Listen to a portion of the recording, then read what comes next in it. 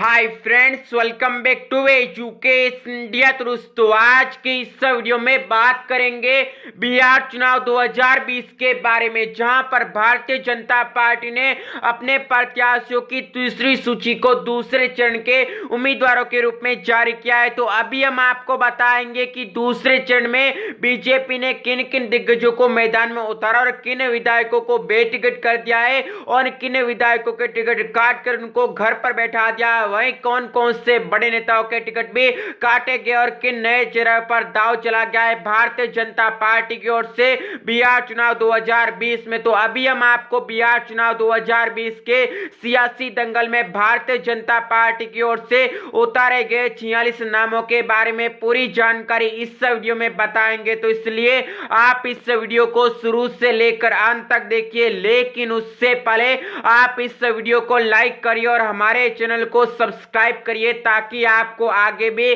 बिहार चुनाव की हर एक जानकारी सबसे पहले देखने को मिल जाए। तो चलिए अभी हम जानते हैं बिहार चुनाव 2020 के दूसरे चरण के लिए भारतीय जनता पार्टी की ओर से आई प्रत्याशियों की सूची के बारे में पूरी जानकारी।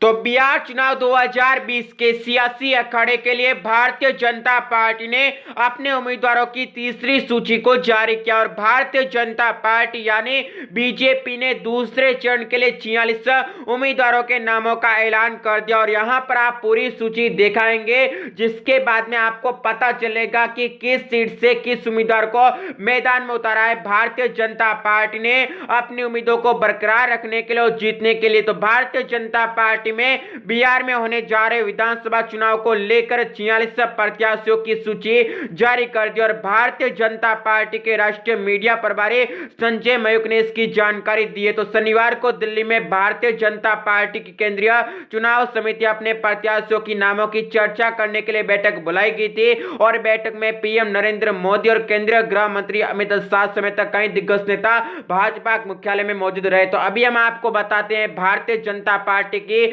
तीसरी सूची के बारे में पूरी जानकारी।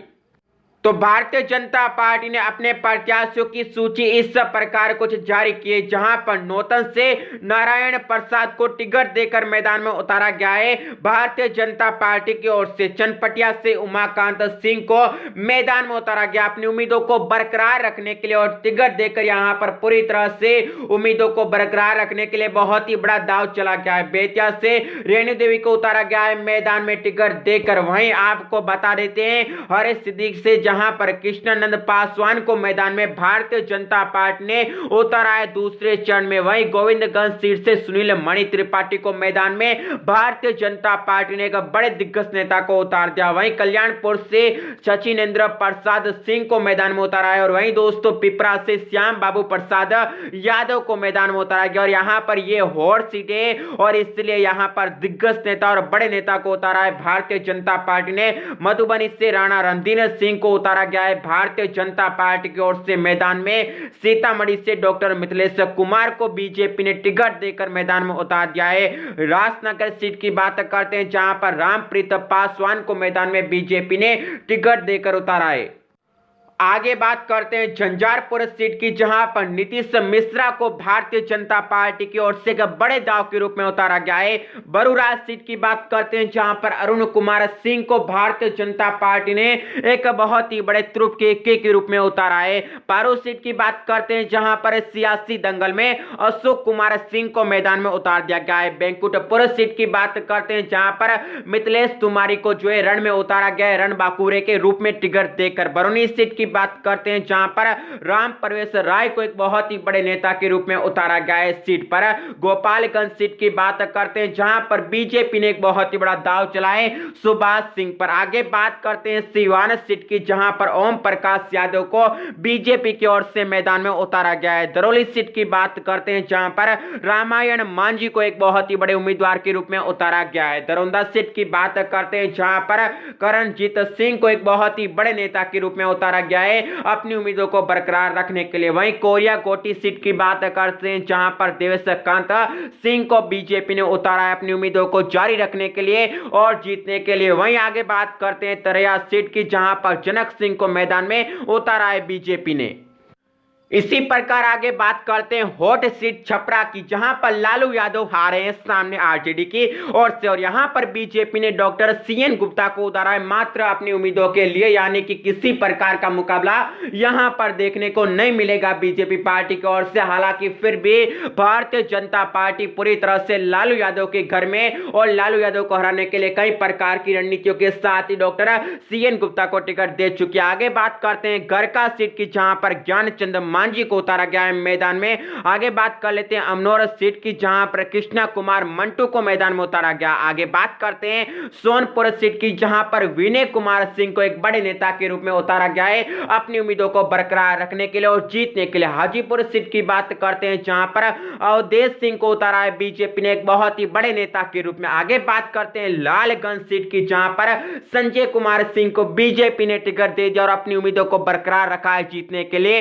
राघोपुर सीट की बात करते हैं, जहां पर सतीश कुमार यादव को बीजेपी ने एक बहुत ही बड़े नेता के रूप में उतार दिया। आगे बात कर लेते हैं उजियारपुर सीट की, जहां पर शील कुमार राय को बीजेपी ने एक बहुत ही बड़े नेता के रूप में उतार दिया है मैदान में और पूरी तरह से जीतने पर यहां पर निगाहें बीजेपी ने अपने लगा दिया। आगे बात करते हैं मोहिउद्दीनपुर सीट की, जहां पर राजेश सिंह को बीजेपी पार्टी ने अपनी ओर से टिकट देकर मैदान में उतारा है।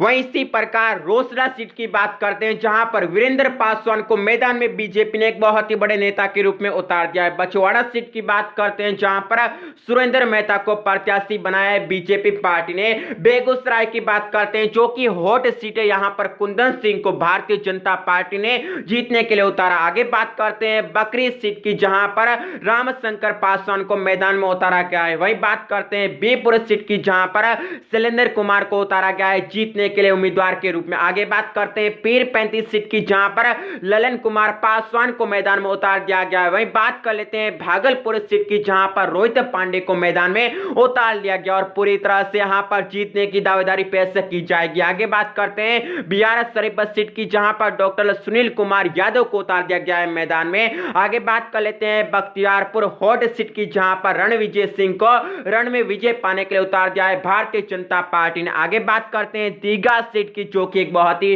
बड़ी सीट मानी जाएगी। यहां पर संजीव चौरसिया को मैदान में उतारा है भारतीय जनता पार्टी ने टिकट देकर। वहीं इसी प्रकार बांकीपुर सीट की बात करते हैं, जो कि एक बड़ी सीट मानी गई और यहां पर नितिन नवीन को उतारा गया है भारतीय जनता पार्टी की ओर से एक बड़े नेता के रूप में। आगे बात करते हैं कुम्हार सीट की, जहां पर अरविंद कुमार सिन्हा को मैदान में उतारा गया। आगे बात करते हैं पटना साहिब सीट की, जो कि हॉट सीट है और यहां पर आरजेडी पूरी तरह से अपना कब्जा जमा सकती है, लेकिन यहां पर नंद किशोर यादव को पूरी तरह से उम्मीदों के साथ उम्मीदवार बनाया है भारतीय जनता पार्टी ने। आगे बात करते हैं फतुहा सीट की, जहां पर सत्येंद्र सिंह को भारतीय जनता पार्टी की ओर से उतारा गया। वहीं दानापुर सीट की बात करते हैं, जहां पर आशा सिन्हा को मैदान में उतारा गया है। और वहीं अंतिम सीट की बात करते हैं मनेर की, जहां पर निखिल आनंद को मैदान में भारतीय जनता पार्टी ने एक बड़े नेता के रूप में उतार दिया। और इस प्रकार से भारतीय जनता पार्टी ने अपने दूसरे चरण के लिए 46 नामों का ऐलान कर दिया और आरजेडी और पूरी तरह से कांग्रेस पार्टी की बिहार में नींव हिलाने के लिए और इन 46 सीटों पर जीतने के लिए बड़े बड़े नामों का यहां पर चयन किया और बड़े बड़े नामों को मैदान में उतारा है। तो कई विधायकों को बेटिकट कर दिया है, कई बड़े दिग्गज नेताओं को भी घर में बैठा दिया है और नए चेहरों पर भी दांव चल दिया है। तो दोस्तों इस सब प्रकार से अभी हमने आपको संपूर्ण जानकारी बिहार चुनाव 2020 के बारे में बताई है, भारतीय जनता पार्टी की ओर से आ रहे उम्मीदवारों की सूची के बारे में। तो यदि आपको ये पूरी जानकारी अच्छी लगी है तो आप इस वीडियो को लाइक करिएगा और आगे भी इसी प्रकार की जानकारी जानने के लिए आप हमारे चैनल को सब्सक्राइब करिएगा। तो आप सभी का इस वीडियो को देखने के लिए बहुत बहुत धन्यवाद।